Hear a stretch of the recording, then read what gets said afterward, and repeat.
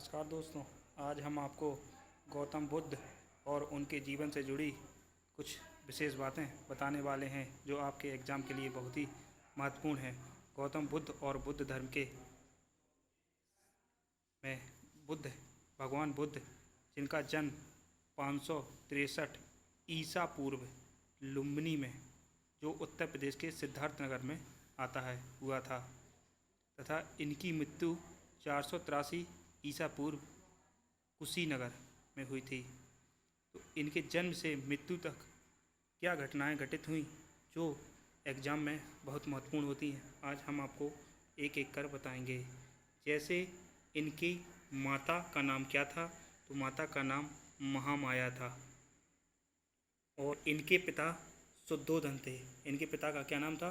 शुद्धोधन था। इनकी पत्नी कौन थी या इनकी शादी किससे हुई थी? तो वो यशोधरा जी से हुई थी तथा इनके पुत्र का नाम राहुल था। बुद्ध के प्रसिद्ध वाक्य जो एग्ज़ाम की दृष्टि से बहुत ही महत्वपूर्ण है, इनके प्रसिद्ध वाक्य क्या हैं? तो कौन कौन से? बहुजन हिताय और बहुजन सुखाय। तथा बौद्ध धर्म की 4 सभाएं जो एग्ज़ाम की दृष्टि से अत्यंत महत्वपूर्ण हैं, यह एग्ज़ाम में बार बार पूछी जाती हैं। जैसे पहली बौद्ध धर्म की सभा हुई थी राजगृह में, किसका शासनकाल था उस समय? तो अजातशत्रु के समय। ये पूछा जाता है कि बौद्ध धर्म की प्रथम संगीति या सभा कहाँ हुई थी? तो राजगृह में हुई थी। किसके शासनकाल में? अजातशत्रु के समय। दूसरी बौद्ध संगति कहाँ हुई थी? वैशाली में। किसके शासनकाल में? तो कालाशोक के शासनकाल में हुई थी। तीसरी संगीति कहाँ हुई थी? पाटलिपुत्र में हुई थी। किसके शासनकाल में? अशोक के शासनकाल में हुई थी। चतुर्थ बौद्ध संगति कहाँ हुई? तो कश्मीर के कुंडलवन में हुई थी। किसके शासनकाल में हुई थी? कनिष्ठ के समय हुई थी। इसके शासनकाल में सम्राट कौन था? तो राजा कनिष्क थे। बुद्ध के जन्म या जीवन से जो घटनाएं हुई उनको प्रतीक चिन्ह के तौर पर समझा जाता है या जो बहुत ही प्रसिद्ध हैं। जैसे जन्म, तो बुद्ध के जन्म का प्रतीक क्या है? कमल एवं सांड का चिन्ह बुद्ध के जन्म से जोड़ा जाता है। तथा जब बुद्ध जी ने गृह त्याग किया था तो उसको किस प्रतीक चिन्ह से जोड़ा गया? अश्व से जोड़ा गया। तथा जब भगवान बुद्ध ने निर्वाण प्राप्त किया था तो उसको किस चीज़ या प्रतीक चिन्ह से जोड़ा गया था? पीपल का वृक्ष। पीपल का वृक्ष बुद्ध के उपदेशों का संग्रह किस पुस्तक में समाहित है? तो वह है त्रिपिटक। मतलब बुद्ध के जो महत्वपूर्ण उपदेश हैं वो किस पुस्तक में हैं? वो त्रिपिटक में हैं।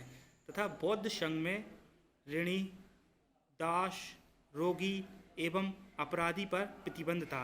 मतलब बौद्ध धर्म में या बौद्ध संघ में जो ऋणी होता था, जो दास प्रथा थी, जो रोगी होते थे या जो अपराधी होता था, इन प्रथा या कार्यों पर प्रतिबंध था। यह इन चीज़ों को बुरा माना जाता था। बौद्ध धर्म आगे चलकर 2 भागों में बंट गया। स्थूलबाहु और भद्रबाहु 2 व्यक्ति थे जिनने बौद्ध धर्म को 2 भागों में बांट दिया। हीनयान और महायान 2 शाखाओं में बंट गया था। बुद्ध के प्रथम गुरु कौन थे? तो अलार कलाम जी थे। बुद्ध का प्रथम उपदेश बुद्ध जी ने कहाँ दिया था? तो सारनाथ में दिया था। सर्वाधिक उपदेश बुद्ध जी ने कहाँ दिए? वो श्रावस्ती में दिए थे। बुद्ध जी के प्रमुख शिष्य कौन थे?